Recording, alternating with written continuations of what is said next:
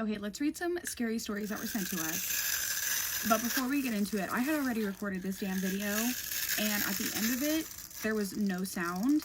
And during the video, like, I had the fireplace going on my TV, I had all the lights off. In the middle of the video, I heard, like, a weird, scary sound. So I got up and turned all the lights on, and I turned Rhett and Link on. We need some good vibes. These two stories are scary, okay? They're just scary, okay? Let's get through this. This story takes place when I was around 8 or 9 years old. My house is very old and very haunted. It used to be a funeral home, a restaurant, and a home for many people before my family ever lived here. One night, I woke up to my cat sitting at the edge of my bed, meowing in a way that I've never heard him meow before. It was almost like a hiss mixed with a growl. I opened my eyes to see a tall man that looked like a shadow bending towards me, standing at the end of my bed. I was frozen from fear and started shaking. I put the covers over my head and held it there for maybe 2 minutes, and when I peeked my head out to see if he was still there, he was. The shadow figure stood standing still, watching me for what felt like an eternity until I just forced myself asleep. The next night, the same thing happened. This time I picked up my screeching cat and yelled for my mom. When my mom came in, the thing slowly disappeared or faded away. Then on the third night, it happened again. I was starting to wonder if this would happen every night and I'd have to just make peace with it. This time, when I woke up to my cat hissing at the figure, I started shaking. I then told it to leave. It didn't budge. So I got up and ran to my mom's room and jumped in her bed. My mom's room is right across the hallway from mine, so I can see my doorway from her bed, and the thing was still in my room and my cat was still hissing.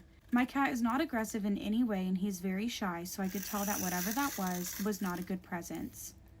My mom believes my story, but she also thinks that it was just sleep paralysis. That got me wondering if it was too, but if it was sleep paralysis, how did my cat see it too? Anyway, I want to know what other people think of this and if they have experienced something like this as well. Okay, so if you've experienced something like this, let us know in the comments. But if your animal thinks something is weird, then something is probably weird.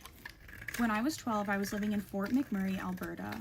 I was home alone one night and I was already pretty creeped out because I've heard and seen stuff before. It was around 10:45 at night when I got up from bed to go make some food. I was very scared to go downstairs. I lived in a 3-story house with a creepy ass basement. Anyway, as I was going down the stairs, I thought I saw someone out of the corner of my eye. It looked like my little sister, but again, I was home alone for the weekend. I got freaked out but tried not to give it any attention. I got downstairs and my kitchen lights were on and my basement door was open, even though I had turned off all the lights and closed the door before I went upstairs hours beforehand. I was really scared but closed the basement door anyway. I walked into the kitchen and started cooking. About 45 minutes had passed when I heard something walking up my basement stairs. I thought my dad might have came home early from work.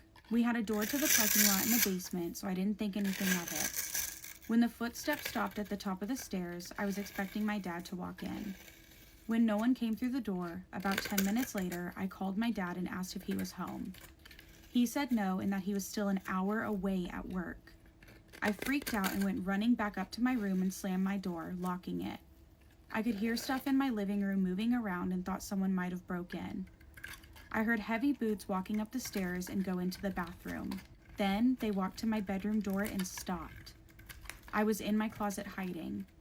Then the closet door started shaking violently and I was quietly crying and trying to text my mom. About 20 minutes later, I came out of my closet and my room was completely trashed and there were big scratch marks on my door.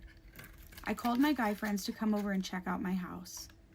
They walked into my house and checked all the rooms. We found nothing or no one.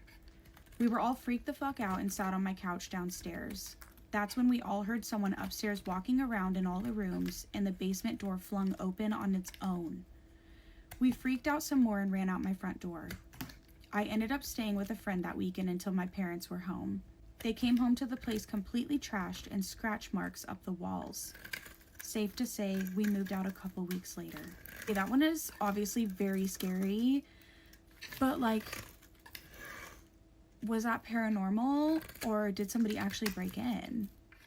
And why is scary shit always happening in Canada, in Australia, and South Africa?